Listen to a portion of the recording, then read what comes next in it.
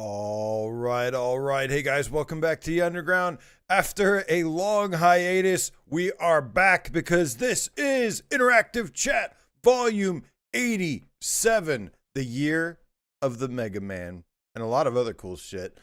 What is up, you guys? This is, of course, our weekly Solo Man podcast where we talk about everything: news, reviews, updates, trailers, PC support. Sometimes quest games, I don't know, whatever we really feel like at the time. But so good to see each and every one of you. It has been way too long since I have done one of these. Obviously, just been really busy, and we just got back from PAX. And man, what an amazing PAX trip that was. If you missed it, make sure you go over to Without Parole and check out Brian and I's deep dive on all bunch of fun little stories and things we did. But long story short, man, thank you guys for your support as always, because it was a really awesome and successful PAX. It was a wonderful community meetup. We had a great time, but we also got a lot of work done. We spoke with tons and tons of different developers, encouraged them to bring stuff to PSVR2. And it sounded like a lot of them were game.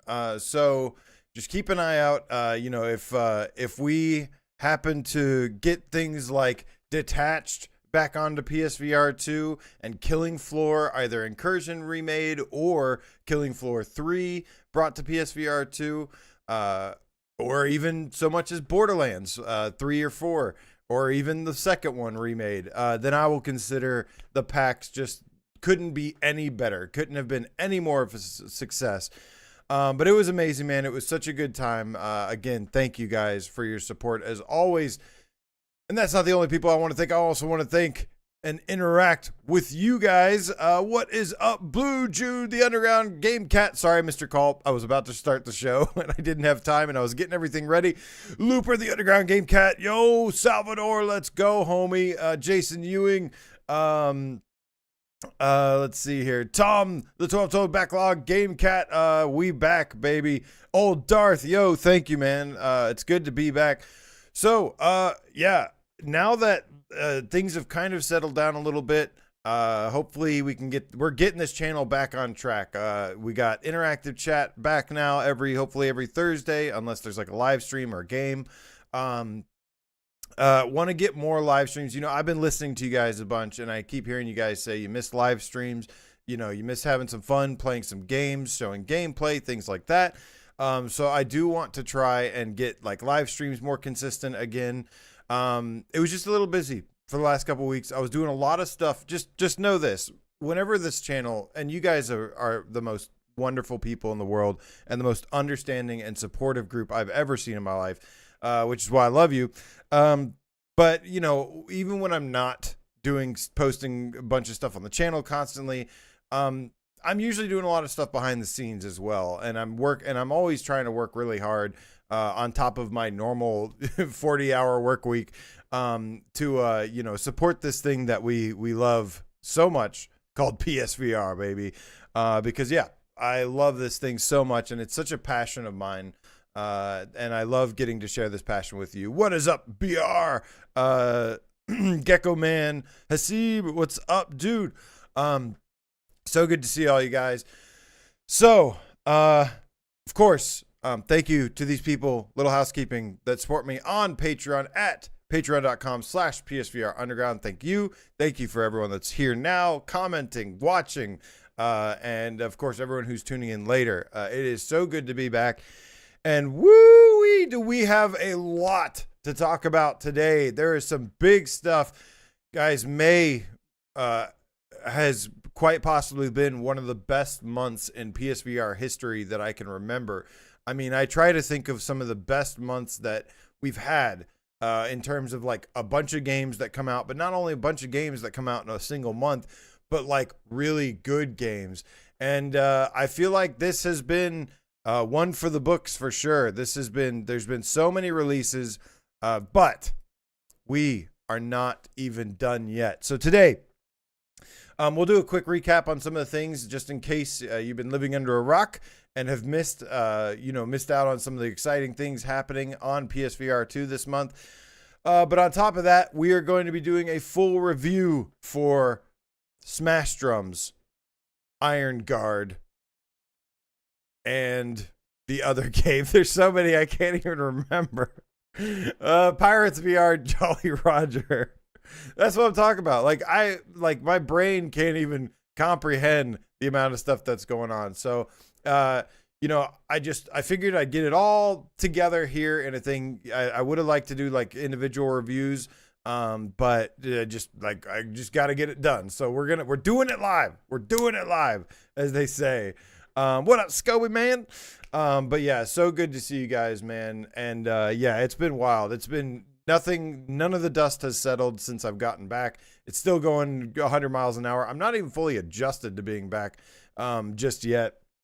But we got to keep going. We got to keep going. And I'll tell you what, though, I've never been more motivated. Whenever we do this community meetup thing, it's a really good reminder and a really good motivator, for what we do here. And that's really just, support our community, support PSVR, support the developers, and just in the best way we can. And it's just awesome, man. But before we get to the big three that we're going to be reviewing today, there is a couple bits of news to get caught up on. So let's go ahead and kick things over and talk about some of the things that we have missed over the last week or two. Just a couple small things real quick. Number one, Of Lies and Rain. I'm going to have to kind of read from the store here a little bit.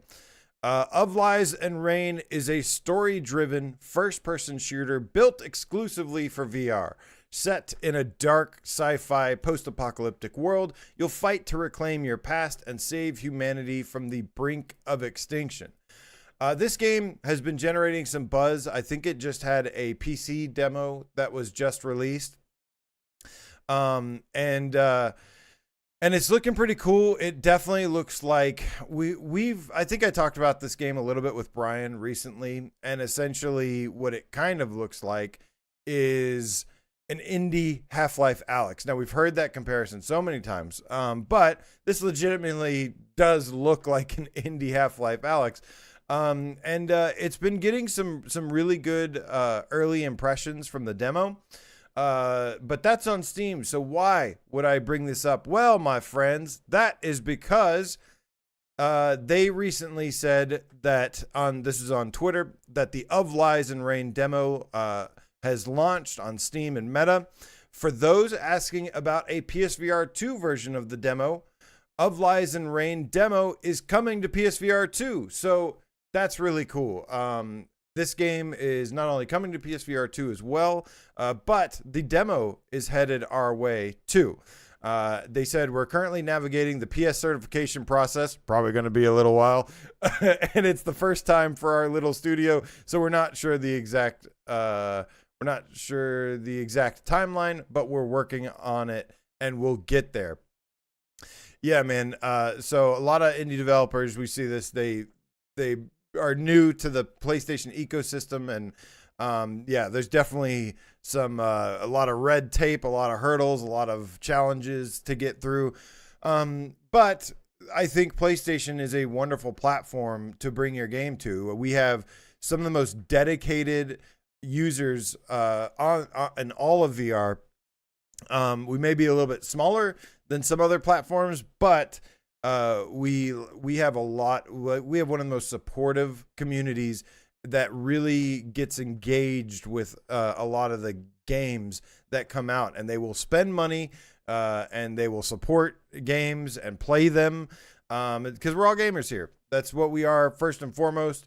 But pretty exciting stuff. This game is looking pretty cool.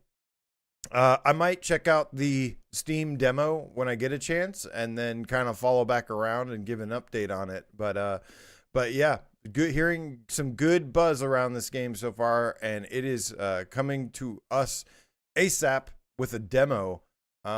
So yeah, it'll be interesting to see like when the game actually releases, if something is actually going to come out over the summertime, or if it's going to happen like later in the fall, once, because usually summertime things kind of slow down a little bit, and then in the fall it just ramps right up again. So no timeline yet, but hope to hear more soon. But pretty cool. Looking forward to checking this one out. The other one is a full-blown community effort to everybody out there. You know, like I said, one of the things I learned from PAX is when you guys go out there and you tweet or you email, you send messages, whatever it is, make videos, content for developers, especially VR developers, that means a lot to them. These are a lot of small independent teams. These aren't, a big companies. A lot of these developers face uphill battles. And so that's why they, have to be very careful about the risks they take. Well, not too long ago, the developers of Zero Caliber, which is their most popular game, sent out a little tweet, and they were like, hey, would you guys like to see this game on PSVR2? There was an overwhelming show of support. And after that, not too long after that, it was actually officially confirmed by Upload VR that Zero Caliber, not just one, but also two, are coming to PlayStation VR 2. And, I know this was like a studio that had said they were coming to PSVR 1, and they never did. And so I know a couple people have that in the back of their mind, but I think things are a little bit different. The hardware is a little bit more updated compared to the limitations of what the PS4 and PSVR 1 had. I remember when they were trying to make this game for PSVR 1 that they were having an incredibly difficult time trying to develop for the moves. But obviously, Zero Caliber 1 was an extremely popular co-op. It was really popular with especially co-op military shooter. And then Zero Caliber 2, they took all the feedback from the first game, everything that worked well for them, and they redesigned a brand new full campaign for Zero Caliber 2. And I believe this game is out on Quest already, and it's got some pretty good feedback from the couple people I spoke to. They said that the second one is definitely an improvement, but the first one is still worth checking out. So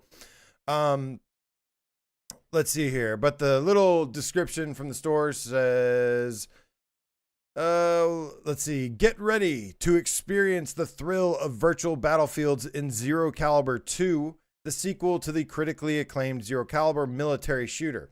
High octane, two words I really like. Action. Tons of weapons to unlock, a full-blown single-player / co-op campaign, PvP, everything you need in a VR shooter coming soon. This is via the Steam store page. And the reviews on Quest and Steam have been pretty good, and the feedback seems to be pretty good. So really exciting. Obviously, these military shooters, man, I really don't think we can get enough of them because it just seems like there is a huge player base. I mean, you talk to most anybody these days, what are they playing? They're playing Call of Duty. They're playing Battlefield. They're playing these games. And so every time, any more of these we can get on the platform, I think it's really healthy for, growing VR. A good latest example of Ghost of Tabor. Ghost of Tabor already has a ton of people that are flocking to it. Before that, it was Pavlov. Pavlov was super successful. And, obviously the game has to hold up its end of the bargain and be really good. But this is just a genre that is just the most popular genre is first-person shooters or just shooters in general. So it's always nice having something like this. And this game looks really fun. I like this story or this single player campaign or whatever it is, co-op campaign that's here that I'm seeing. they say high octane, and they talk about things like trying to make more like cinematic events, explosiveness, all sorts of things. So really action packed, and it's looking really, really fun. So I am very much looking forward to finally after over 5-7 years, finally getting a chance to check out this Zero Caliber, see what all the hype is about. Because yeah, I've heard great things, and obviously they're developing a PC version as well. So this should be enhanced from the Quest version, which does look. This is all Quest footage, by the way. It looks pretty good for Quest footage. But obviously, you know, we're going to be expecting an enhanced version for PSVR2, especially if the developers know what's good for them. Nobody wants to play Quest-looking games on high-end hardware. That's just how it goes.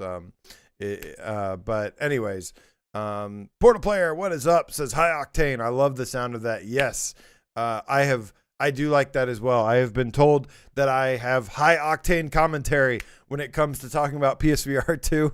So it fits the bill, man. I love heavy music. I love heavy, loud things. So I love getting excited. What is up, Scott? The PSVR game cap for life. So good to see you, bro. Aceville in the house tonight. What is up, homie? Man, thank you guys all for coming out. I know on random notice, like I said, the channel's been a little quiet. I did have a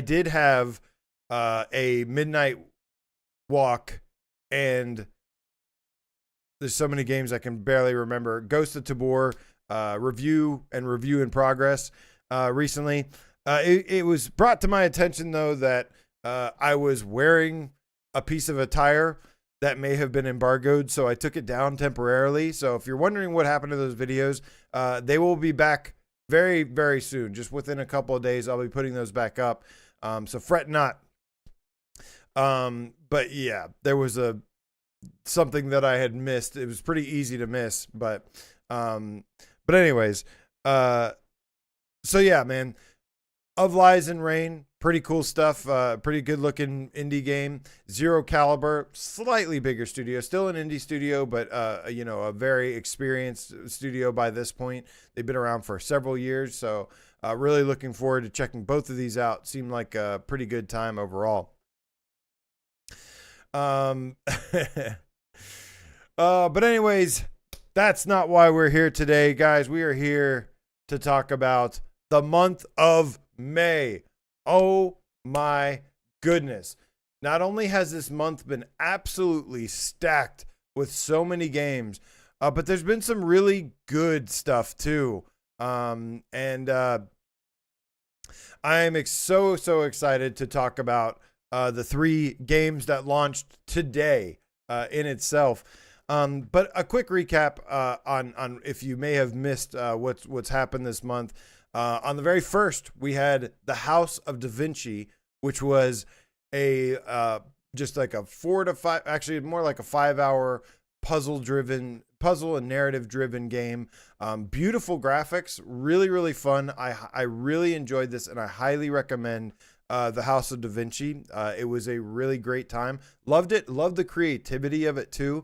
You know, the style of it being set in the Renaissance era, and just, you know, kind of playing this mysterious game of Leonardo da Vinci leaving you these notes, and you're kind of following his notes and his clues, and it was really good. So highly recommend that.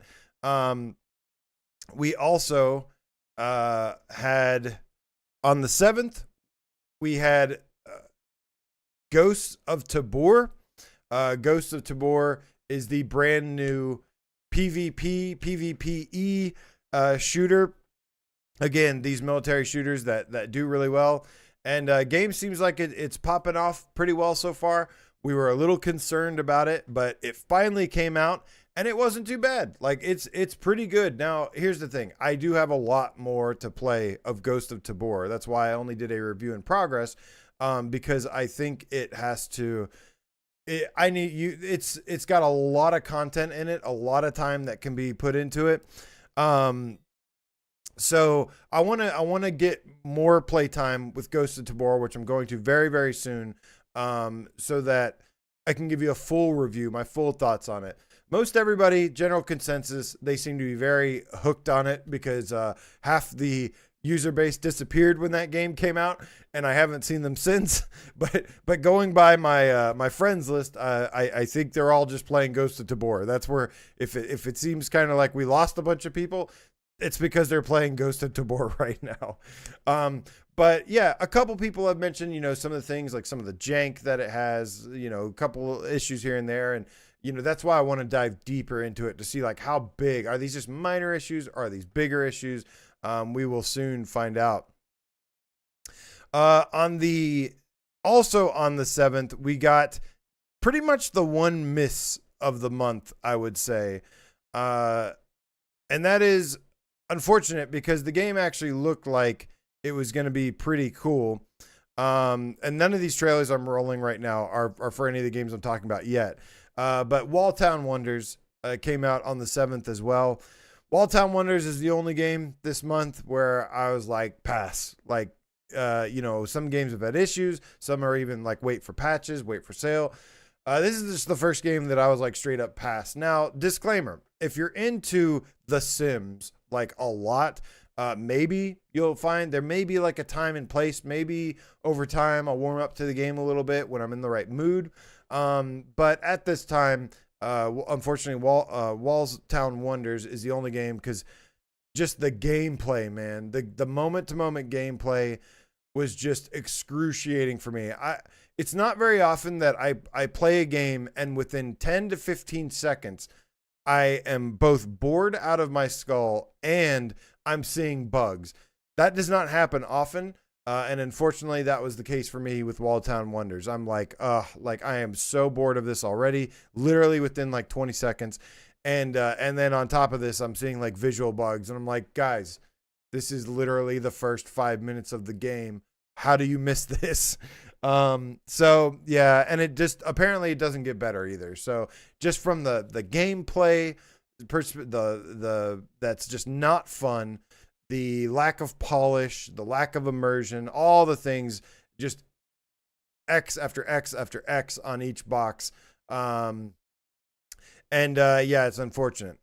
Then we have one that's a little bit different. This one I do actually have some footage or trailer for.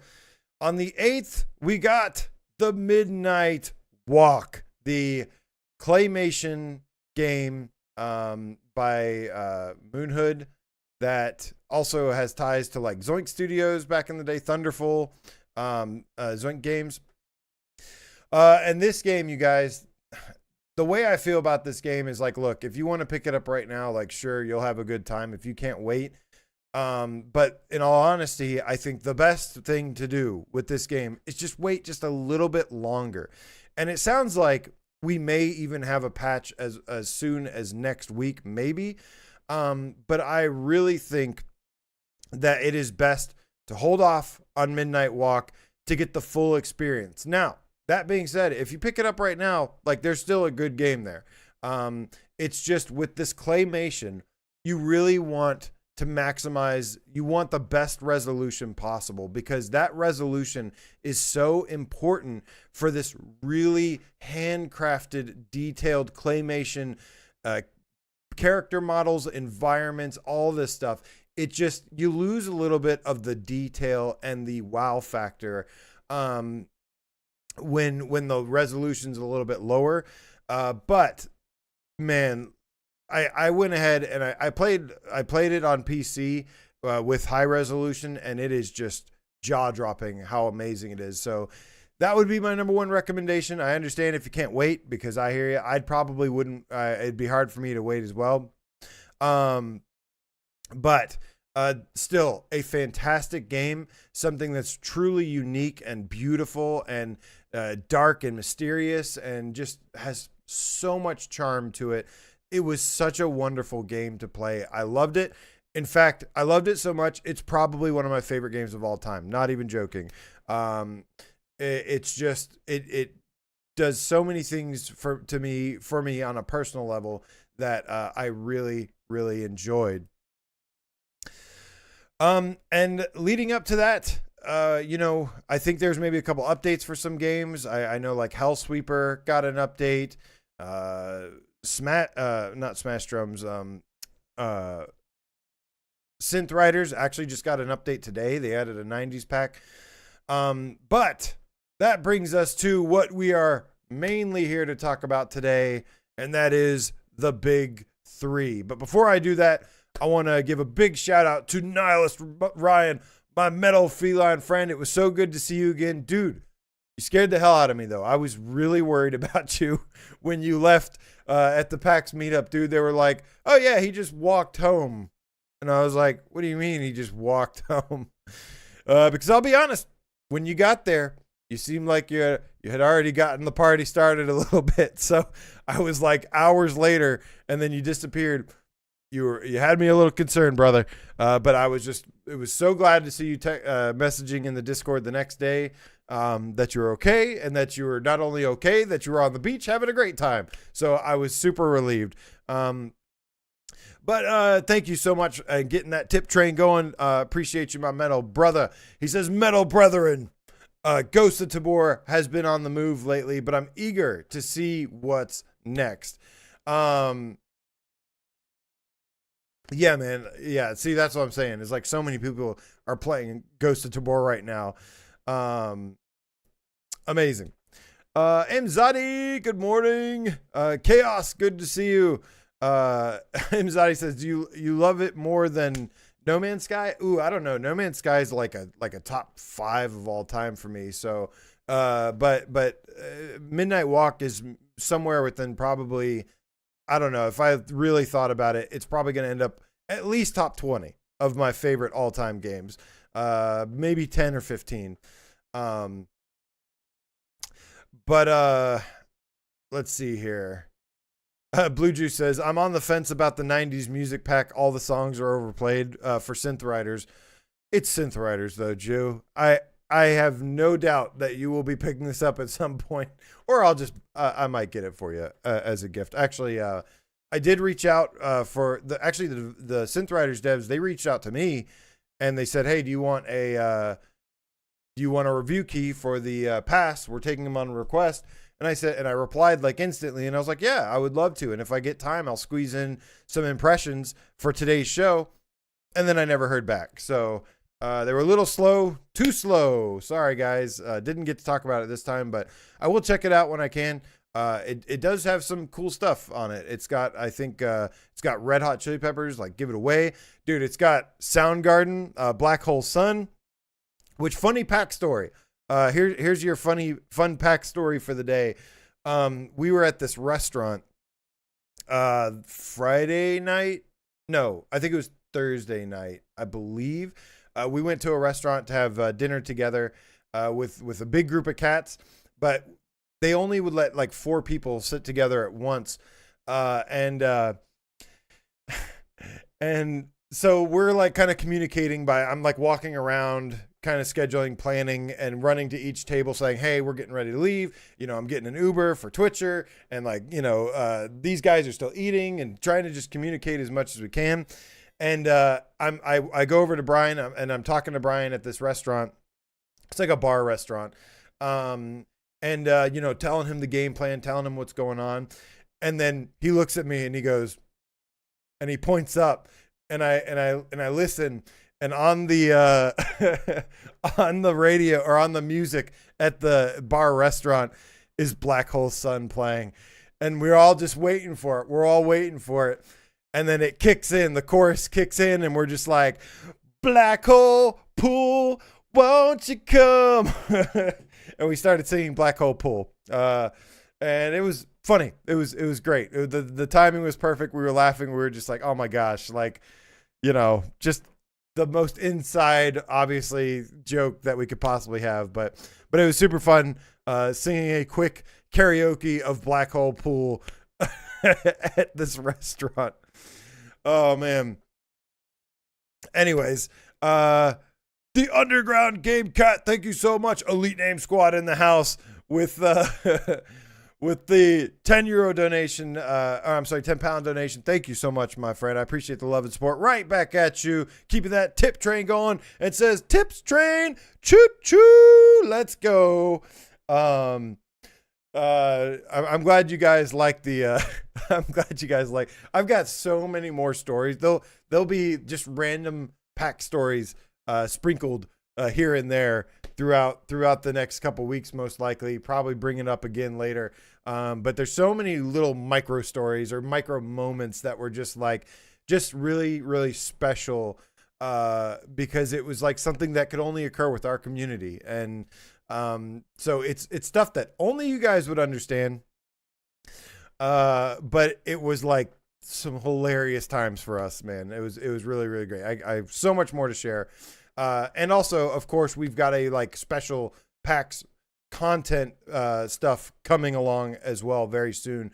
Once Brian gets that finished. That's a big project though, so give us a little bit of time. But maybe he'll break up the games cast we did there with some other special PAX interview coverage stuff.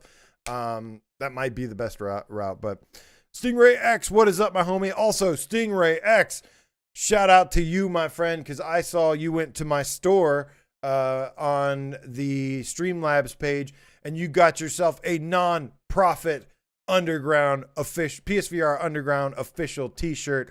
Thank you, my friend, for the support. I appreciate it. Also, you know, I may be a little biased, but I think it's a badass shirt. Really good quality, really cool looking. I designed it like that on purpose.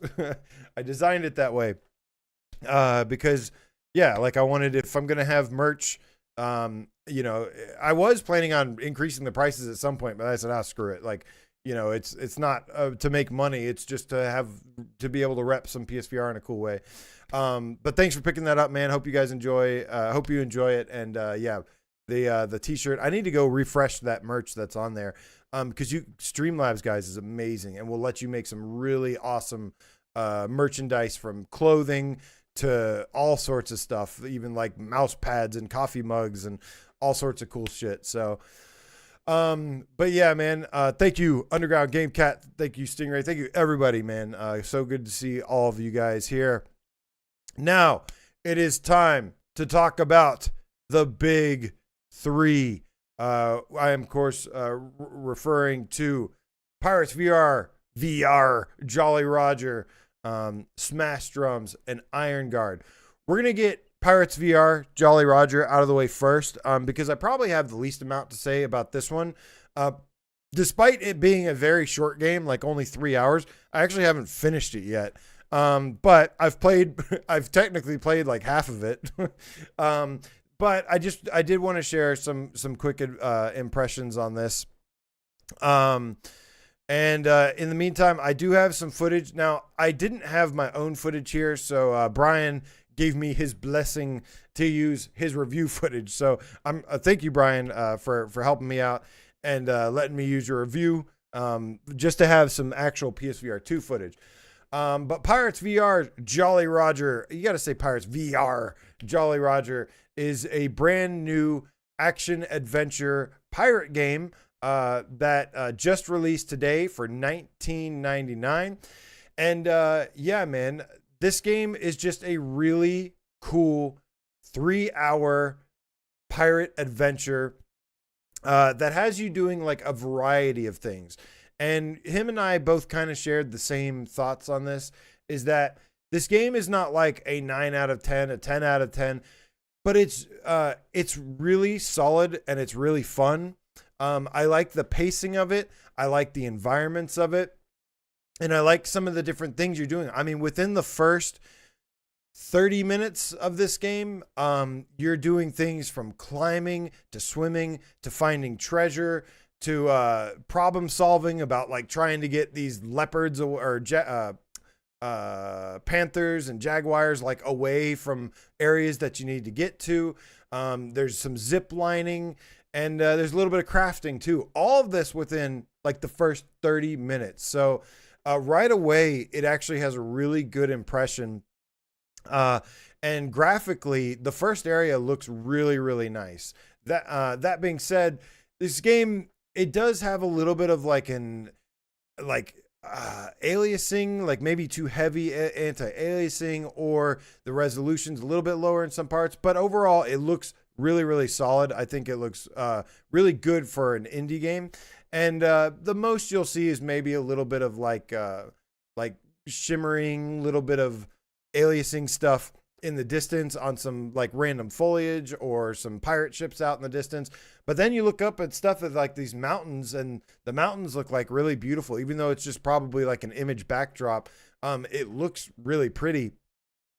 And then right in front of you, you have this jungle, and it's like, this is something that I really love about this generation, is that last gen, in order to render environments and stuff in VR, like VR is so hardware taxing, or it's so taxing on the hardware. Like you could take the best gaming PC there is out there, and it still can't do the best of the best VR stuff in some cases.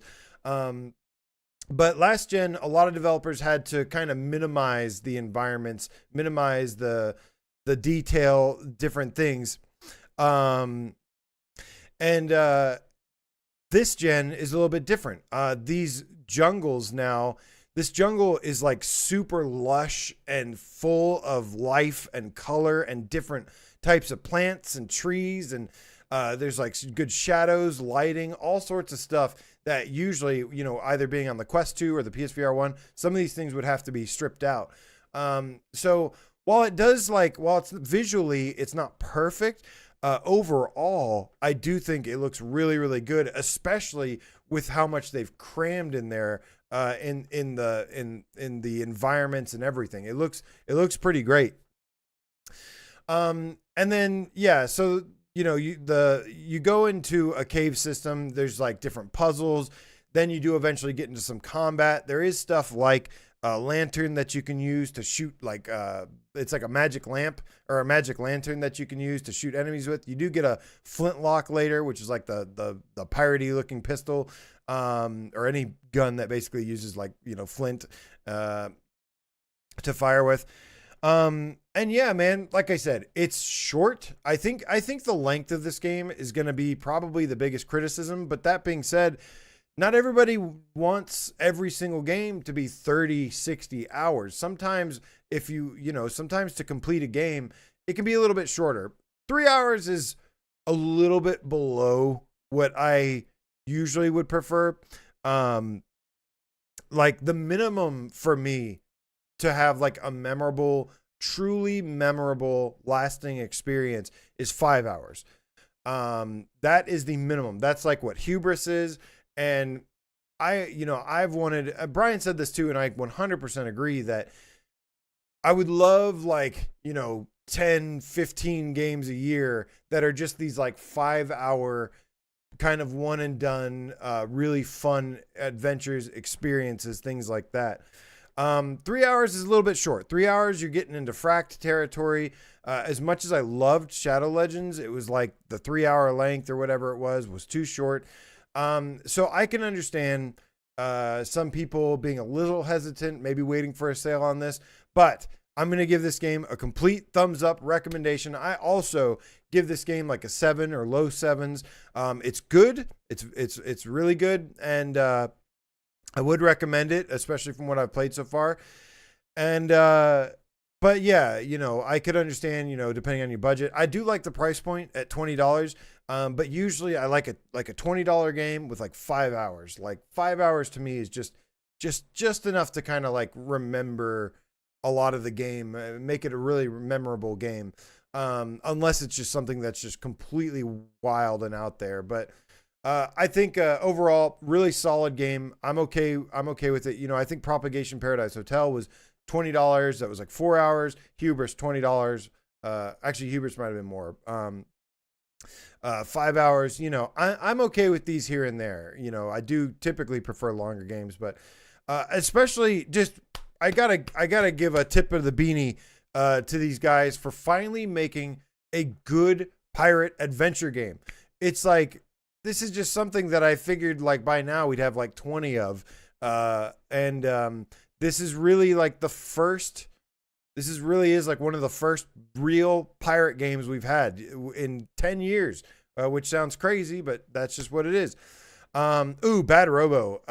What is up, homie? You have a great point here. Thank you for bringing this up. Says climbing is one of the best climbs in VR. Automatic land shifting when you grab an edge that your hand is already on is not that common in VR. This game, the last really great thing I want to say about this game is kind of like what Bad Robo mentions here. There's these subtle little details. Things like when you're grabbing rocks and climbing, there's these tiny little haptics. When you walk through a cove with some vines, there's a little tiny bit of headset rumble to just make it seem like you're feeling the environment as you're interacting with it or walking through it. That's important. That's what VR is all about, is selling this illusion that you're actually there, and any little thing to make you go, ooh, like I felt that, I remember I was playing this game at the hotel, and I was climbing, and I remember saying to myself, like, oh, like this the haptics here is so subtle, but I love it. Like, it's there and it makes me feel just like something. It's just, in terms of like making it feel more engaging, like it really, really helps. So yeah, man, Pirates VR, I'm going to finish this very, very soon but probably by this weekend, going to finish this game and then we'll get back to it. But so far, big thumbs up, $20, not a bit, like, that to me is the perfect, like, indie kind of short indie game length price. When you get it to 25, I usually get into like, I wish it was $5 less, or, go above that. And I'm like, well, then I'm like, wait for a sale for sure. $20, like, good solid price for a nice solid game. I dig it. Okay. So big win for this one. 7 out of 10. I think, or just a solid win. I really, really enjoy it. Before we get on to the next game, Scott, the PSVR Game Cap for Life, thank you so much for the donation, my friend. And it was so nice meeting you. You were such a fun person to chill with. And I was glad that you got to try a lobster roll for the first time. And I've loved those pictures I got of you too, eating it. And you're just like, oh, it's amazing. Yes, lobster rolls are amazing. That's why I get seafood whenever I go up to Boston. I just eat pretty much nothing but seafood. But he says, Las Vegas next year, hashtag GameCap Meetup 2026. Can't wait. Yep. As some of you may know, we are currently, well, we're not currently, but we're going to be, we're in kind of brainstorming phase loosely. We're open to suggestions. A lot of people want to see us go to something in Las Vegas next year. But we're going to just, we're going to game plan after a little bit of a break, kind of still, I haven't even fully unpacked from getting back from Boston. So it's definitely too early to start really planning, but something, less expensive. Dude, look, PAX is really expensive, but man, is it a great place to go. It really is a great place for the meetup. It is an awesome experience. We really make the best of it. We turn it into the PSVR2, kind of game cat hub. We really do great things with it, but it would be nice to have someplace new, someplace less expensive, and someplace with more of a VR presence. That is the goal. As much as like other activities and whatnot are really cool, it's like we do at the core, we want to have PSVR2 like at the core of the meetup experience. So if Las Vegas can present itself in some kind of manner like that, then great. If not, we're going to keep looking. We're going to explore all options. So definitely, keep any recommendations, any things that you think you might be interested in, keep them coming. And people have even talked about, Looper's been asking me about like what happens in Atlanta. Atlanta would be amazing to come visit, but when it comes to gaming conventions and VR stuff, that's where it may get a little bit more limited in what we can do that we don't create ourselves. So, but other than that, it would be awesome. But thank you, Scott, for the donation.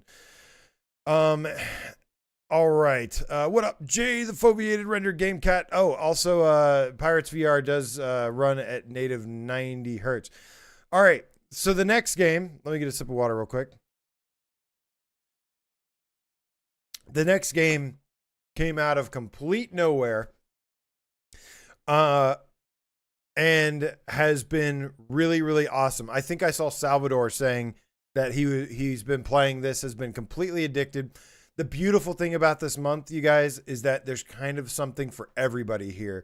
You don't like this game, you don't like shooters. You got the Midnight Walk. You don't like artsy claymation, charming games. You've got shooters. You don't like shooters or artsy games. You've got adventures. You don't like adventures. You've got real-time strategy, tower defense, which is the next game we're going to talk about here. Iron Guard, which literally just came out today as well for $14.99. Woo! I do not remember the last time a developer announced a price for the game, and I was like, holy shit, that is an amazing price. And that is the case with Iron Guard, because let me tell you guys right now, Iron Guard kicks ass. This is, of course, the futuristic tower defense game with RTS-inspired elements to it. Now, here's the thing. I am not an RTS. I'm sorry. I am not a tower defense guy. I tried Captain Toonhead. I tried Towers and Powers. People say these are pretty good. I was bored within 5 or 10 minutes, and I didn't want to go back. This is the first tower defense game in VR that I was instantly hooked to. And it is kind of like a simple game, it's simple gameplay wise, where basically you have this huge section with all these roads and paths, and then you have these areas you can build turrets, and you're controlling this little ship that you actually fire in real time, kind of like a first person shooter.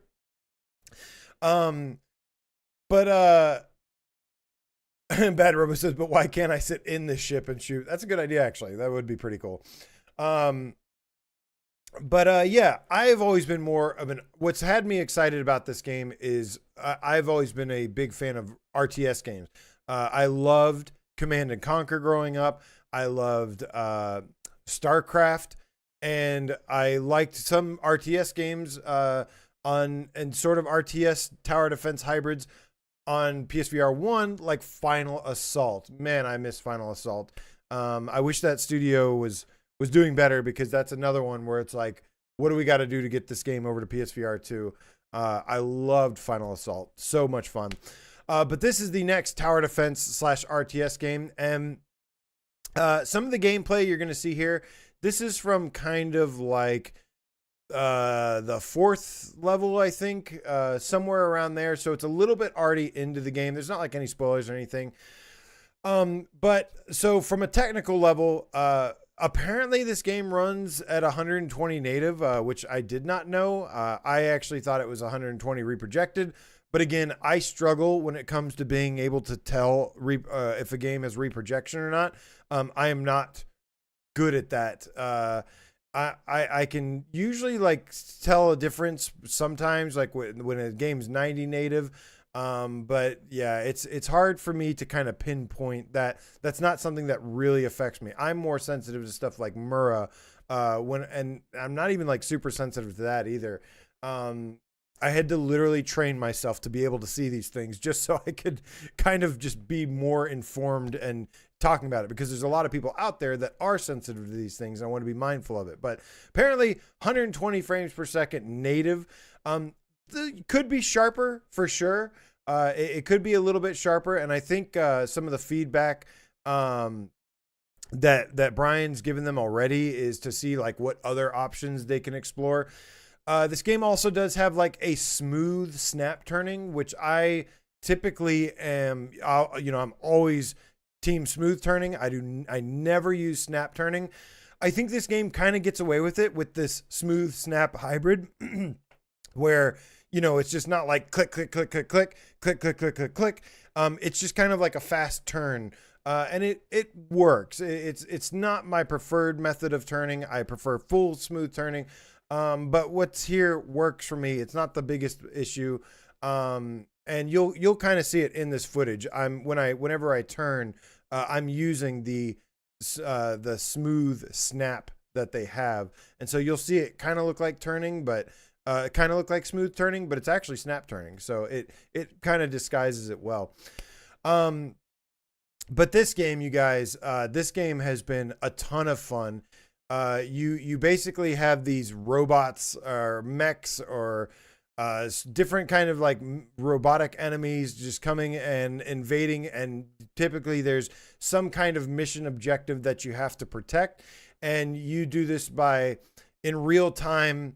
You get a little bit of a grace period in between rounds. It does work like a wave shooter, and you get a little grace period to kind of set up and prepare your strategy. And then once you like set your turrets and everything that you basically purchase by gaining credits, it gives you a little credits at first, but then you get points for both shooting as well as your turrets taking stuff out. You can purchase more in real time. And then also, this game has I'd say a pretty deep progression system. There's about 30 levels, which is, considering each level can take some time to beat, that's actually really good in terms of content. You'll get several hours of this game. I like that there's a game that you can I can sit down and play. That's also really nice. Like if you're just really having one of those days where you're really tired, this is a really good one to just casually throw on and play. It's not very strenuous to play. But yeah, what it sort of lacks in like super high detailed definition, it does make up for with art style. There's a long story that I won't get into, but these developers have a background, a history with virtual effects, with graphic designs, things like that. They've actually there's members of the team that have won Oscars for their work on different like movies, like from Disney and some other things. They're actually Oscar award winning developers that created this game, which is a cool little Des nugget, if you will. Yeah, so like I said, from a technical standpoint, it doesn't look like pure questy, which is really, really good. It doesn't look like just a quest game. It's got really good lighting, really good use of color. But the thing that sticks out to me is just the design itself. The art design is really, really cool. The buildings, the structures, the enemies, it all looks really, really nice. Now, I do agree with Brian that I'd like them to, if it's at 120 hertz native, drop it down to 90 and increase the resolution a little bit. 90 to me is just the baseline of what the frame rate should be. 90 is plenty, and there's hardly a noticeable difference between 90 and 120 for me personally. 90 looks super clean, and it gets you a little bit more graphical settings that you can turn up a little bit, or resolution, I should say. I'd rather that go to resolution than going to 120. But the game, it does also, when you're shooting, you have to squeeze the trigger over and over. It doesn't have the trigger finger effect it doesn't have that trigger finger effect where your trigger finger gets really sore from pressing it over and over. Games we've seen this happen with was Transformers VR, as well as Evasion, for those that remember Evasion back in 2018, where you're just constantly mashing the trigger and your finger would just be worn out like crazy. There was a couple times where I felt like my trigger finger was getting a little strained, but they pace it out pretty well to where you get some space in between to reload, and your ammo clip, has to reload pretty frequently. So it's pretty well balanced. But as far as challenge goes, it can be pretty challenging, even though it's kind of simple to play and understand. It does have, this is where the kind of RTS elements come in, where it does have like a strategy to it. Like if you don't use a good strategy, you're gonna get your ass kicked. So they have like different turrets, like the electric turret that will both do damage as well as it'll do less damage, but it'll slow down the targets. That's like super useful. You've got your machine guns that just do pure, just like assault damage.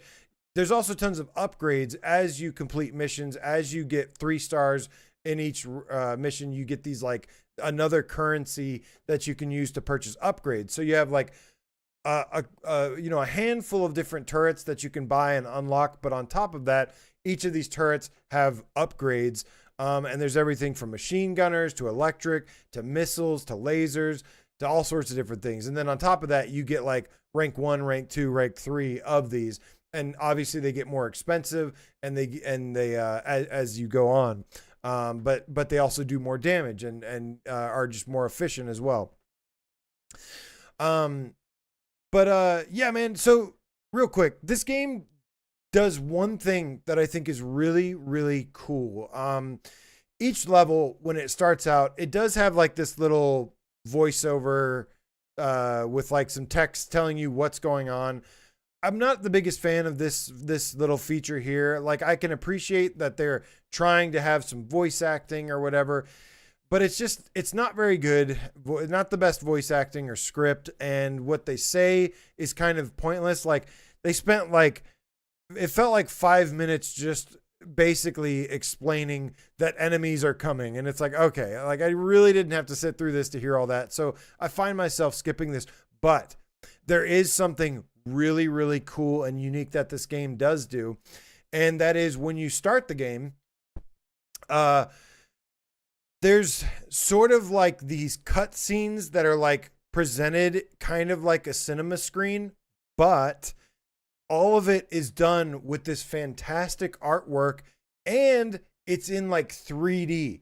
So the first cutscene kind of that you see, that kind of like, tells you what the story is about of the game or whatever.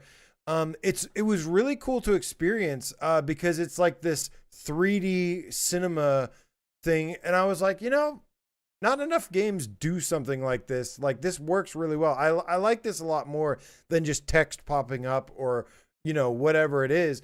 I think if you have to find a cool way to do a 3D cutscene or a cutscene, I think a 3D one with really good artwork, and sound design, all that stuff, it was really effective. I was like, dude, I want to see all the cutscenes in this game. Like I would watch all of them. They look really, really good. And yeah, maybe that again has to do with these guys being really talented art designers with that. But man, that looks fantastic. And that was like, I was like, yo, let's go. Like this is really cool. I'm enjoying this. But yeah, man. Anything else on this game that I can cover for now? I'm going to give the devs some feedback and stuff, write them, a little bit, but wow, what a nice surprise. I'm not usually into RTS games, but I'm going to give this one 2 thumbs up. This is really, really good. At first I was kind of like a 7 out of 10, like, another like really solid games, but then they said $15 and then I saw 30 levels, and lots of content with it. So I can see why, it's moving up towards like the 8 range now. And one thing about this game too, this is, if I haven't sold you on this game yet, this might be the last thing to sell you on this game. This game gives me mad PlayStation classic vibes. You know how PS1 had for those of us that, grew up with PS1, sorry, Scott. But there was a lot of PS1 games out there where it was just some random ass game, but it had a really cool style to it. It had maybe a simple gameplay, but it was fun and addicting, and a really great style. This really gives me those classic PlayStation, just random cool game vibes to it. Like something about it, like aesthetically to me, is very, very pleasing. I really like the art style to it. It's kind of dark and gritty, but there's a lot of action going on. There can be a lot that happens in this game. Like visually, there's a lot of stuff. But yeah, man, there's something about this game that I think is just really cool, fun vibes about it, like in a classic PlayStation way. And so I think it's a perfect fit to come to us. Really, really cool.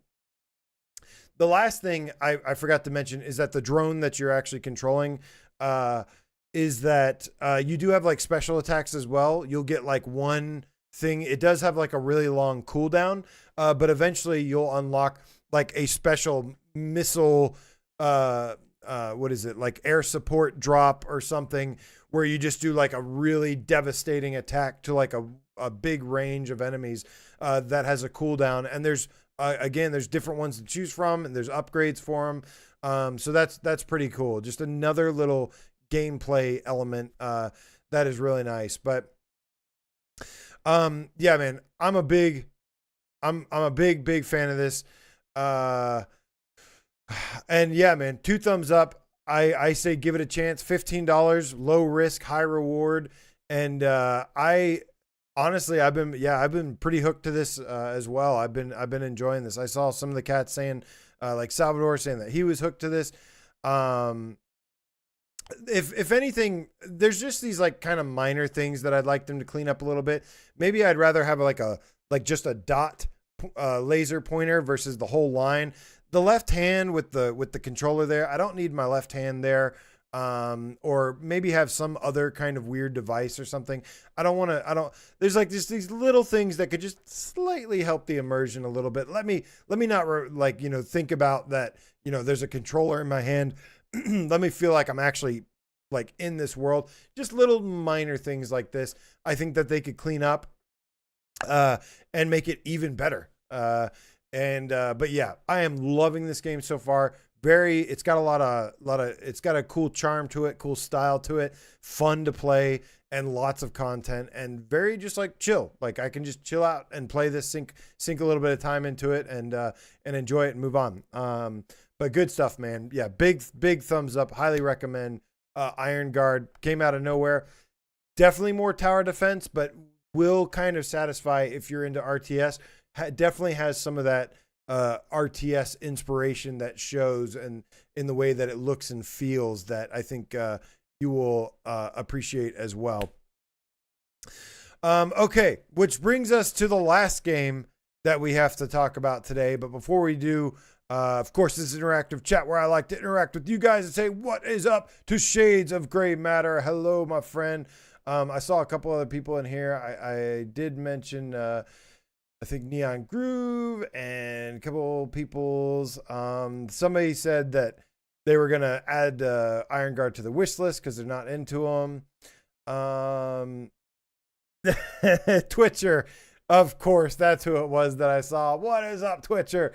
So good to see you. When talking about we call it trigger finger or trigger finger syndrome, where a game just makes you just mash the trigger over and over, like way too much. Yeah, in terms of Iron Guard, it's like I kind of would like to just be able to hold down the trigger and have the adaptive trigger, do the adaptive triggery machine gunny thing. It would, my trigger finger would certainly thank you for that, but it's not as bad as, again, Evasion or Transformers, anything like that. What is up, Twitcher? Says, who else gets a sore finger from pulling all night long? Oh, where's Wes when you need him? But yeah, she does. Kevin Russ, what's up, dude? Chrome to the Dome Colossus, hello.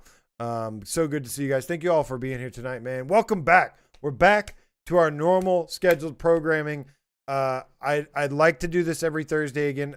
My goal is like at least an interactive chat at least every Thursday, and if not, at least do a game live stream.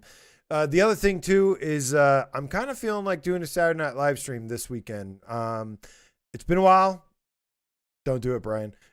Since I've done one, but I'm really thinking about doing a Saturday night live stream this Saturday. So keep an eye out for that. I'll make a post about it, just depending on how much time I have and how I'm feeling about it. Before we move on to the next game, though, Glacius Dreams, my dude, says, is the strategy of Iron Guard deep? In other words, are there many ways to lose a level or win a level due to poor or well-optimized tower placement / types? The thing is, so I'm only, despite being like 2-3 hours in, I'm only on like level 7 or so far. There's been times where, yeah, a proper strategy, I will just completely wipe the floor with the enemies. There's other times where I just barely lose. I don't know how deep the strategy goes, but I will say if I had to guess in its entirety, I'd say, yeah, it goes.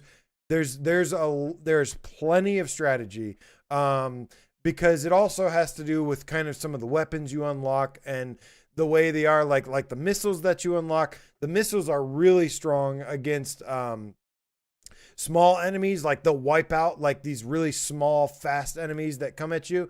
But then these big tanky enemies, like they won't do shit to. So there is definitely a lot of strategy. Sometimes just putting all machine guns is not going to cut it. You need to slow them down with the electric stuff. You need to use missiles to wipe out the small guys. And then you need to also have stuff for the big guys as well. So I would say, yes, there is a deep enough strategy so far, and it probably gets way more complex and deeper as well, because you will run into some walls. You will hit some walls here and there. You will lose a couple rounds eventually. It's not just a free, easy coast through this game, but it's not super difficult either. It just sometimes it might take you an extra try or two. Son WTF, what up? Says, hit me up on Tabor Saturday. I was thinking about that. I wouldn't be surprised if some people want to play Ghost of Tabor if I did a Saturday Night live stream. But this brings us, awesome Tatum in the house tonight. I knew I saw you earlier. What is up, homie? So good to see you. But yeah, man, what an amazing time for PSVR2 right now, you guys. Like let's enjoy this moment, because it's not very often we get tons of releases, and on top of that, tons of them being really good releases. And speaking of really good releases, my goodness, this is a game I have been waiting to talk about for so long. Actually, I have a let me introduce a little picture that I had. Where can I bring in the image? Oh, video capture media image. I'll show you guys the last game we are going to talk about today is Smash Drums. This is an image I sent to the developer because this is how I feel. This is my review for Smash Drums right here. This is my review for Smash Drums whenever I'm not playing Smash Drums. And they say an image speaks 1,000 words. This is my image review of Smash Drums and how I feel when I'm not playing it. Oh, Smash Drums, you guys. Holy shit. Wow. Okay. So this game to me, I think has been, in terms of like quality, in terms of content, in terms of like launch features, launch polish, upgraded features for PSVR2, Smash Drums to me, you guys, is the complete package. This is in my opinion, the best rhythm game since Beat Saber that I've played. This has officially joined the ranks of like Beat Saber, Pistol Whip. I'll say Synth Riders because I know the Synth Riders as well. But no, this is really, to me, guys, look, I don't even think I have to review this game. I think this game, I'm so confident in this game's success that I think it's just going to spread like wildfire by word of mouth. This, to me, is the biggest like must-have game, especially if you're a fan of rhythm games, arcade games, good music. This game is it. And yes, what up, Charger Mike? Good to see you. I did live stream this last night, and I got a little cocky, and I got my stream removed. Unfortunately, it got blocked. But anyways, guys, let me start to tell you why this game is so good. Mainly, a big part of it is that it has 3 different game modes, and all 3 modes are completely different. Now, the footage I'm showing here and all the footage that you're going to be seeing, this is all playing the arcade mode.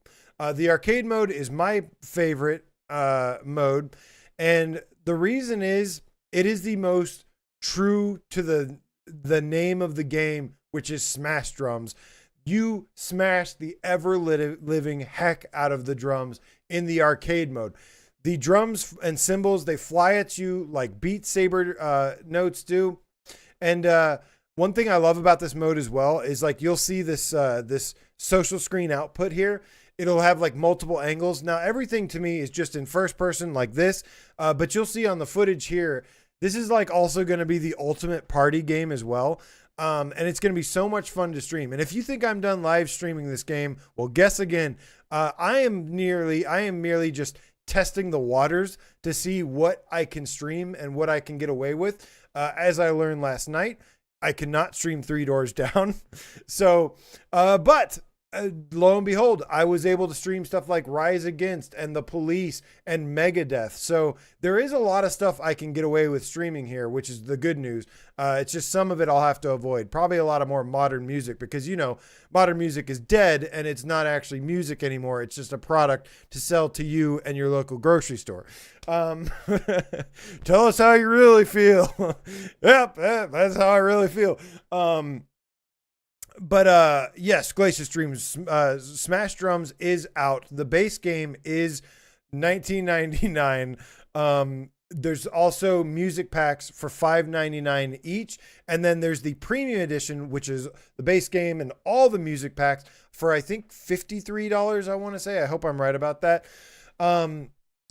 Obviously, results may vary. For me personally, I would say just get the premium pack, because yes, if it isn't obvious yet already, I want to tell you a little bit more about the game. But dude, I cannot recommend Smash Drums enough. Drums Rock, you know, I want to give credit where credit's due. I enjoyed Drums Rock, but it did kind of just get you by. It felt like I felt like it had good haptics, good response, a decent system. And, you know, it got by with like covers of music. These are not covers. These are the real licensed music of all of these artists. This is their real stuff. So that's kind of why it comes in these packs. And, you know, $5-6 for a music pack isn't bad.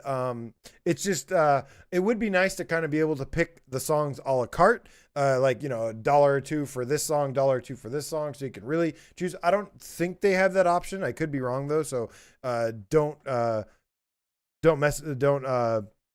quote me on that yet. Awesome Tater says Drums Rock was solid, but the soundtrack was kind of lame. Yeah, I like some of the music on there, but yeah, it definitely had some stuff on there. Steve IRE says, you're not wrong, AJ. Well, thank you. I don't know what I'm not wrong about, but I'll take it. Mischievous Mark, the Underground Game Cat. Hello. Thank you so much for joining. But dude, yeah, this game has a nice wide variety of music, everything from rock. Well, it's got a lot of my type of music too, from rock to hard rock to 70s, 80s, 90s rock to 2000s rock to metal. It's got stuff like Lamb of God on it. And then it's also got, you know, obviously the base game comes with a lot of these kind of like lesser known, more game friendly stuff. Some bands that you've seen from like Beat Saber, like Cell Dweller. Cell Dweller, man, they've got a song on there that sounds like straight up out of like a Slipknot album. And they're pretty heavy. So there's actually some really good unknown bands on this OST as well that I will say. But dude, so part of the thing about this game is like, I feel like it checks so many boxes. You know, I've talked about the modes, right? The first mode is the arcade mode, which is similar to Beat Saber. The second mode is called Classic Mode, which is one that they feature heavily in the trailer. I don't think it's the most exciting one to look at. And it's one that I was not crazy about at first, but then it started to kind of grow on me. The classic mode actually gives you a full virtual drum kit, and then it has this it has the notes coming at you, like it looks like Guitar Hero or Rock Band, whatever those games are called, where the notes are kind of coming at you, and it's got the color coordination where you have to hit each one. And then on top of this, you've got fusion mode, which is the third one, which is kind of the best of both worlds, where it's kind of exactly how it sounds, where you have a drum kit in front of you, a virtual drum kit. And then there's notes that are flying at you that are color coordinated, but they're flying over the part of the drum kit as well that you have to hit. Honestly, all three of these modes feel like completely different games to me. So one of the reasons I'm so excited about this game is it feels like 3 games in one. It's like the Hitman of VR drumming games, where if you don't like one mode, you can go try out this other one. You'll probably like this one more. The thing for me is like the developer, shout out Potam, by the way, super cool dude. You know, he was saying like, dude, you got to try the classic mode. That's my favorite. That's what I want to do. I tried the classic mode at first, which is like the Rock Band Guitar Hero thing. I'm not the biggest fan of Guitar Hero Rock Band. So I actually really didn't like that mode at first, but I went over to arcade mode and I immediately had my mind blown. I'm like, dude, this plays a lot like Beat Saber. And one thing that I hope people are mentioning is the presentation here. This game has been upgraded for PSVR2. Looks beautiful in the OLED headset, but pay close attention. One thing I want you to always look at when you're looking at any of my footage of this, when you're looking at anyone's footage of this, pay close attention to what's going on with the presentation in the background, because this is yet another thing where it absolutely destroys Drums Rock is in the presentation. I'm playing at like a live arena right here. There's lasers going off. There's pyrotechnics. There's fireworks. There's like all sorts of stuff. There's like flamethrowers. And there's like 10 different stages that you can play on here. And they all kind of do something different. If you go, I posted a video of my very first attempt playing Rise Against Prayer of the Refugee. The level that I chose for that one was like a prison. Watch that video again and pay attention to what's happening in the background, because that's one of the things, that's what takes this game to me from being really good to like blowing your socks off, is the presentation. That whole prison is like catching on fire and exploding, and the roof is blowing off the place. And like, there's like some kind of weird, like shiny purple goo that's like encapsulating the environment, the environmental like destruction. I mean, look at this footage, man. Look at all those fireworks and lasers. That shit looks so good in the headset. And there's I know I've got a lot to say about this game, and I'm going on and on, but I do have so much to say that I just appreciate about this game and what it does. You know, I really like the presentation that Beat Saber has as well. It's got something kind of similar. There's just a lot going on. There's other things like a cave level that has really cool stuff. And if you pair the levels with the right song, it really does make a unique experience that's really cool and can be varied. Like there was some poppy song that I'm not usually into pop, but the song was decent, and I played it in the cave, and it was really pretty playing that song in the cave. It was cool. Now for the technical specs of the game, this game has all the bells and whistles. Your only options to play this game are 90 native and 120 native, which I love. My favorite mode is the social mode, which is 90 native, but you get more of the presentation, I think, where you get more like lasers, lighting, special effects, lightning, all like there's some crazy shit that happens. I like the 90 native mode. but you can play it on 120 hertz mode. If you have a PS5 Pro, this game does have PS5 Pro support as well, where you get everything at 120 frames per second. You get the social screen, you get the extra special effects, and you get it all at 120 frames per second. I don't really notice a big difference between 90 and 120, but for those of you that bought Pros, which I know a lot of you did, just a special thing to note because I know you want to take advantage of that. It also has haptics and adaptive triggers. Adaptive triggers, when you press down the trigger and spin the sticks, you'll get some adaptive trigger stuff there as well. But overall, you guys, I've been having a blast with this game. I'm still kind of testing the waters to see what I can get away with for streaming this. As you saw, as some of you saw last night, yeah, there's certain songs I'm going to have to avoid when live streaming, but this is a game that I want to live stream the heck out of. And who said that? You know who else likes to blow your socks off? Alejembe D. Cat, 2Y Underground Stranger Game Cat, elitist name squad in the house. What is up? Neon Groove says, dude, I'm sweating just watching you AJ talk. Am I talking that fast? Am I talking that much? Shades of Grey Matter says, dang, some of the music on the PAX are good too. The 80s looks awesome. Motley Crue, yeah, Kickstart My Heart's really fun.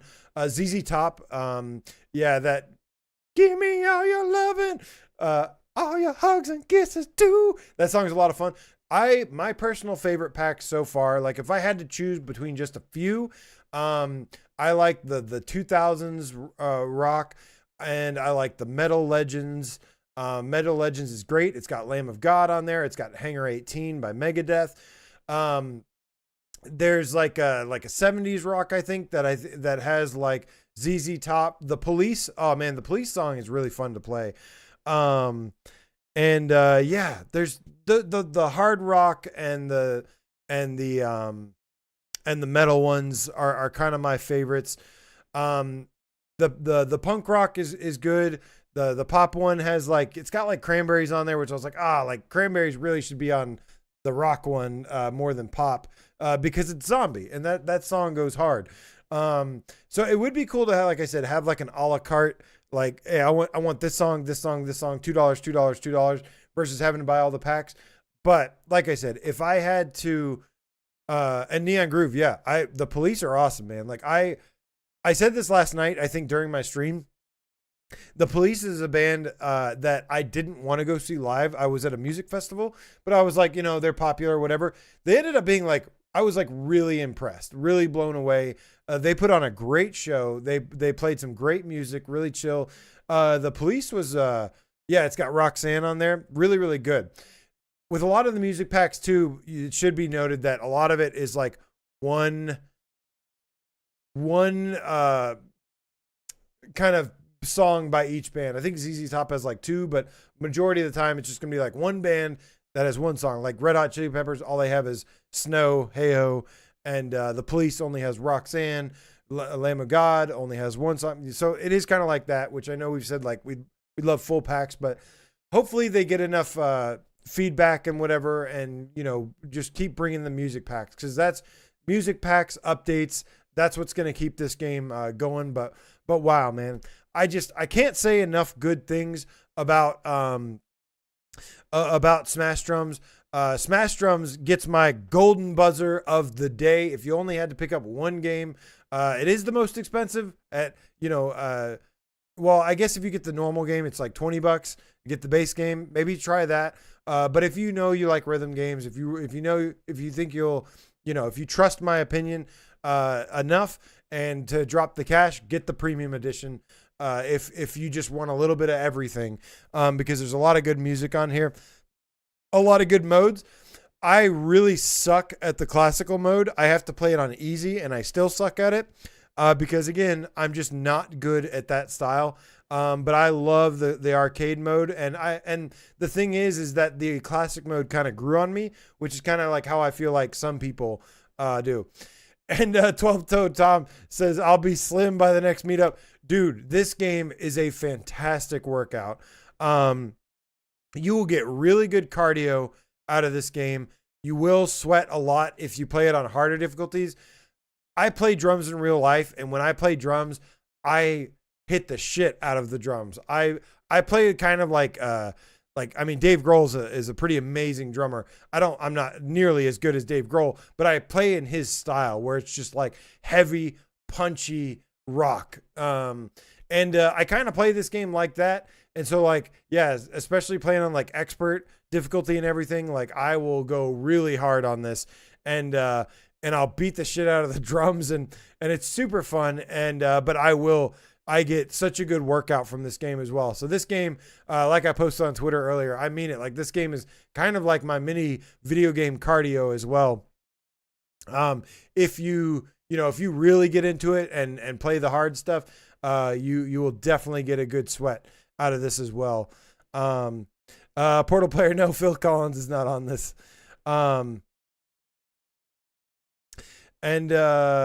Looper asked, did they fix the half barbarian mode? I don't really know.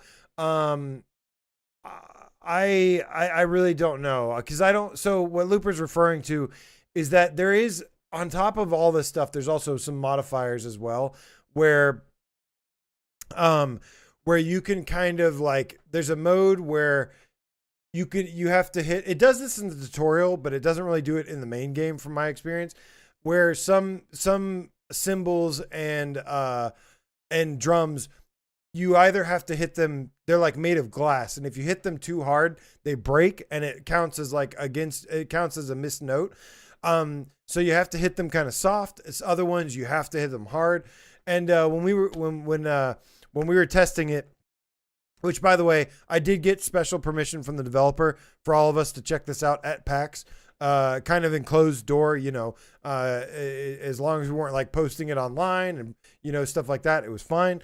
But I did get special permission. So thank you to developers for letting us play Redacted at PAX. Some of the cats got to play it there. Looper got to play it on Looper. Looper had my account on his PS5 for like a couple hours. And I know Latin the Game Hound was like, dude, he was crushing this. And Fritz was playing this. We got to kind of have some fun playing this at PAX, which made this kind of special too. But yeah, man, Smash Drums, 9 out of 10 for me. It is the best game of today, in my opinion. Although I will say, I think this is the best news that I can give you guys. All 3 games from today are worth picking up. I am really enjoying all 3 of these games, which is amazing. I have enjoyed literally most of the games this month, from Da Vinci to Midnight Walk. Although Midnight Walk, wait for a patch. It's going to be amazing though. Just wait, and it'll go from a great experience to blow your mind amazing.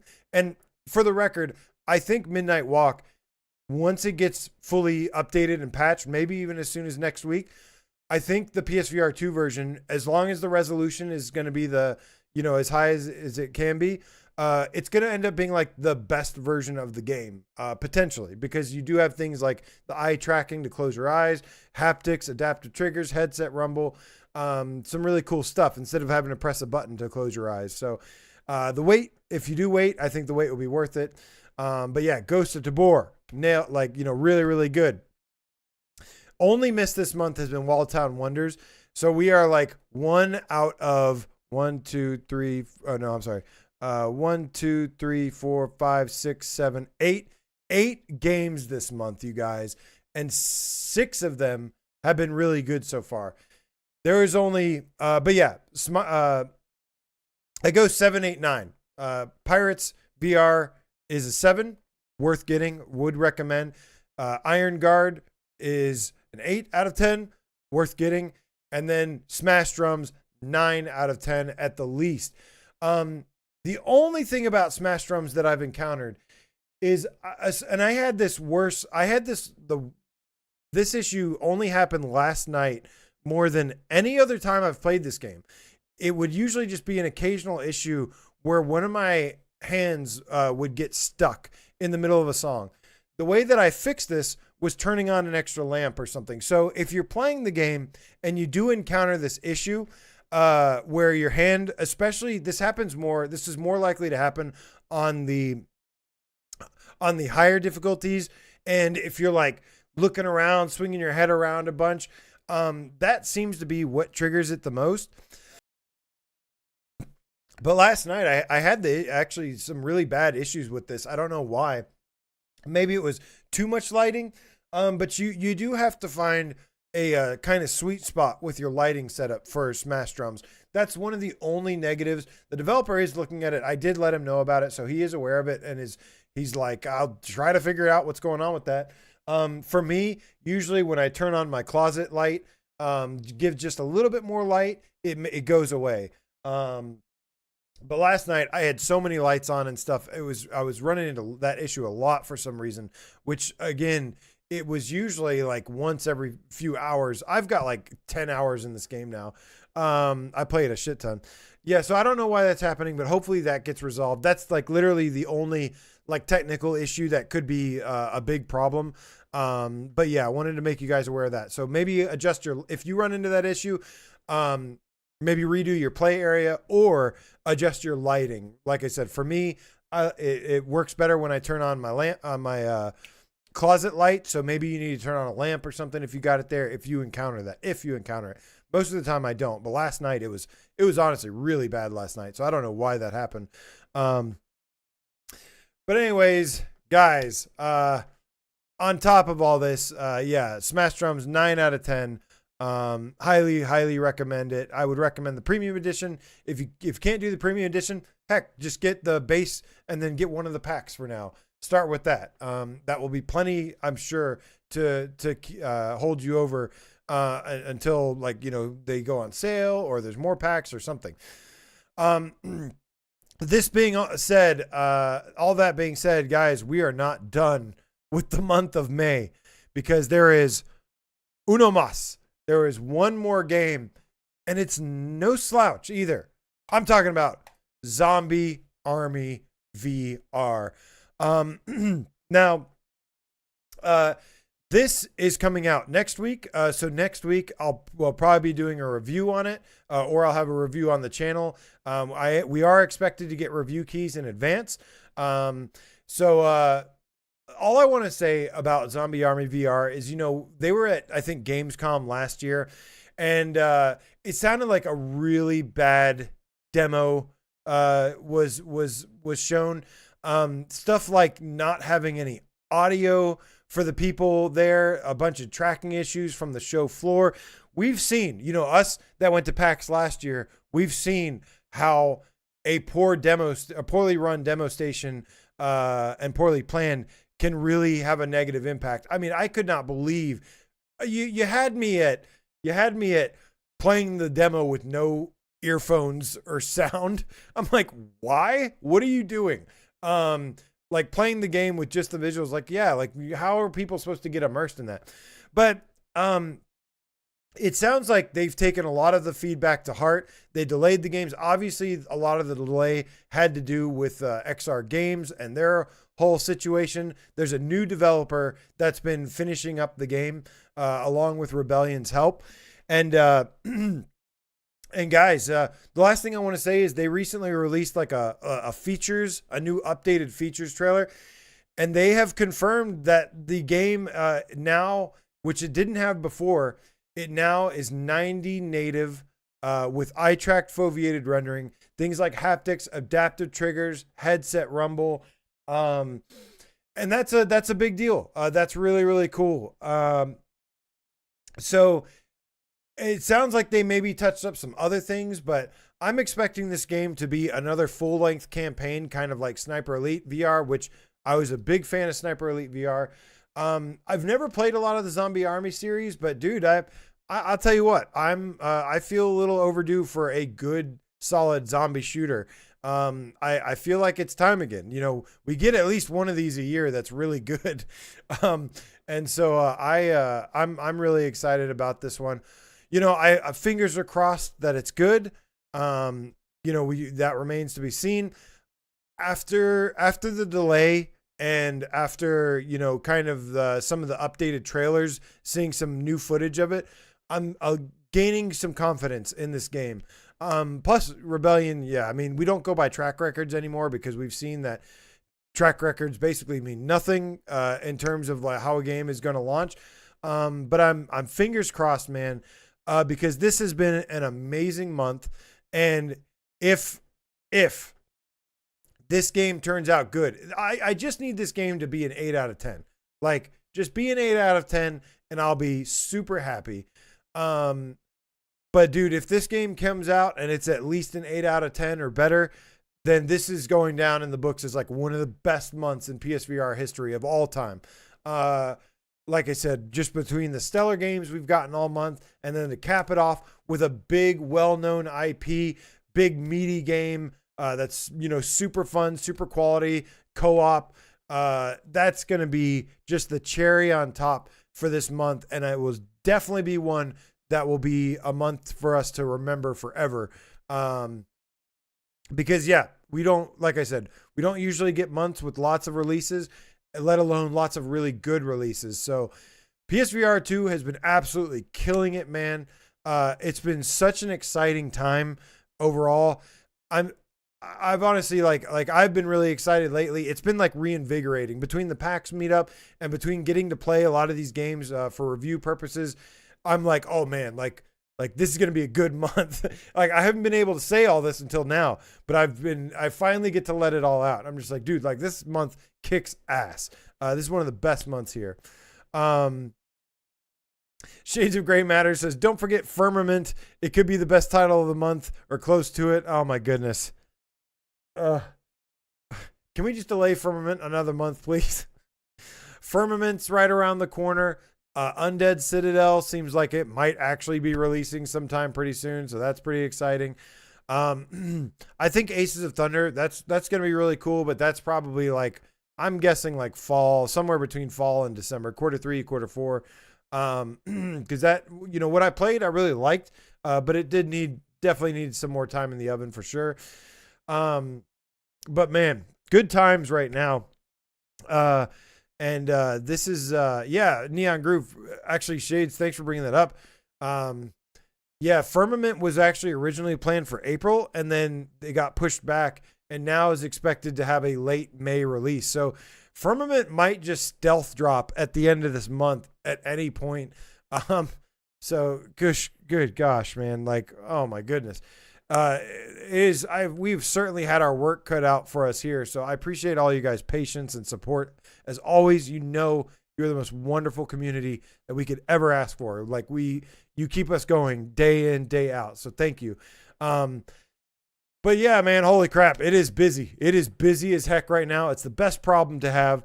Johnny C, what up, homie? Says V-Writer SBK is coming. Yeah, man, we got games coming out later too, like Surviving Mars, aka Matt Damon VR.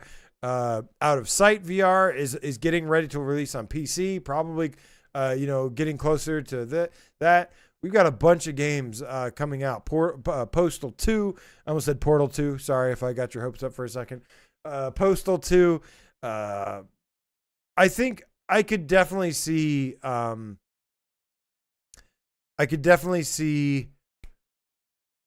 Flat Out VR getting delayed into next year. But yeah, 31st for Get Out. Slender Man got delayed. So we still got some good stuff on the horizon. And I know that the team over at Impact and Flat to VR Studios, they're working their tails off as well. They've got some good stuff that'll probably help us get through the rest of the year. And then, yeah, man, I'm just looking forward to any other surprises. Stuff like, Zero Caliber, which we talked about at the beginning of the show, some other things. So, woo!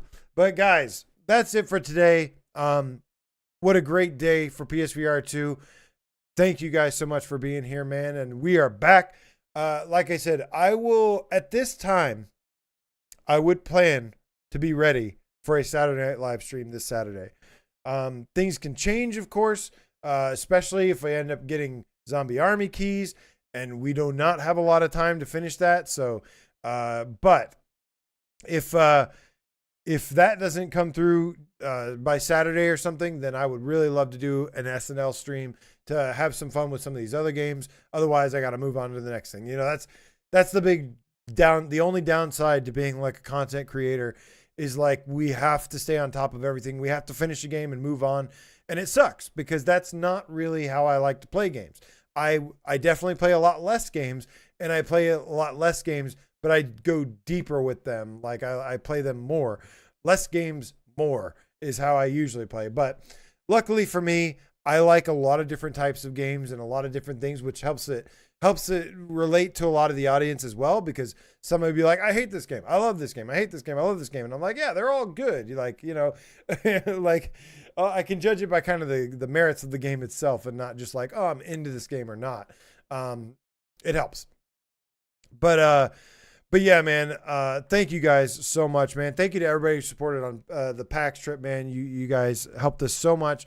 We'll let you know when the next thing is planned for next year, but going to be a little bit. But again, in the meantime, we do have some awesome videos coming for you guys, so stay tuned for that.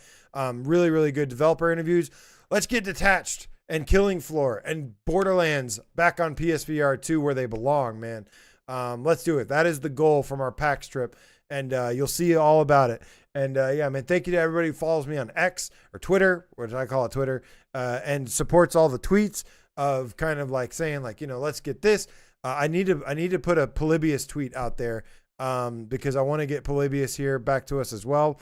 But yeah, man, this is the battle that we have over the next 2 years or so is we're going to keep fighting for you guys, keep fighting for, getting as many games to PSVR2, because once these are on PSVR2 and you own them at least, then you have them forever. They, some games can get removed from the store, but once you purchase it, it's yours forever. So it is part of your library, unless you get your account like deleted for something terrible or something. I don't know, but yeah, man, that is the goal. Is Brian and I are gonna be fighting hard to get us the best versions of games, get the best best versions of games, and get as many games. Because like I said, every good game that we manage to get onto PSVR2, that is a win for life. That is permanently ingrained into the PSVR2 library that we will have forever to be able to play. And so like every one of these good games is a big win. But guys, thank you so much. I love you. I appreciate you. Thank you to everybody who tuned in now live. We're doing it live. Everybody who's tuning in later, thank you. And everybody who's commenting here, getting more engagement with the video, get out there. I don't play by YouTube's rules. So all of your support, I get through on your support. That's just organic support. Because I don't play by YouTube's clickbait rules and all sorts of things. I kind of do what I want, what I'm passionate about. But I try to, do right by the community as well. As always, you guys know that I take everything I do here by heart, to heart. But you guys are the absolute greatest, man. Thank you so much. And thank you to everyone who donated, man. Thank you to everybody who supports on Patreon. And man, y'all are just the most wonderful people. Go out and play some Pirates. Go out and play some Iron Guard. Go out and play some Smash Drums. Please let me know after the video what you've picked up, what you're playing this month. Midnight Walk, Ghost of Tabor. I want to know. So leave it down below because I would love to hear it. And I'd love to hear what you think about the games as well. And I will see you guys next week for Zombie Army VR. Thank you guys so much, man. You have a wonderful night. And I'll see you again very soon. Let's get out of here with some metal. Woohoo! Blue Jew, the Underground Game Cat, Elite Name Squad of the House. Thank you, Chrome Colossus, Chrome to the Dome Colossus, Shapeshifter, Looper, the Underground Game Cat, Guy Son, Fist Bump to you. Scott, the PSVR Game Cat for life. Scott, the PSVR Lobster Lover for life now. Awesome Tatum, thank you. Lieutenant Awesome Tatum. Thank you for your service, my man, and for just being a cool fucking dude, too. You are awesome, my friend. Mischievous Mark, the Underground Game Cat, Legendary Tales player. Aceville says play resist. You heard the man. Aceville knows what he's talking about. Steve Irie, thank you so much. The Underground Game Cat Elite Name Squad in the house. Alahembe D. 2Y Underground Stranger Game Cat Elitist Name Squad in the house. Shades of Grey Matter, thank you. Jade the Fobiated Random Game Cat in that 90 native DFR goodness. Kevin Russ, Old Darth, all of yous. Tom, 12 so Tom, thank you so much. Y'all are the best people on the planet, and I mean that from the bottom of my heart. Y'all have a wonderful night. I'll see you later.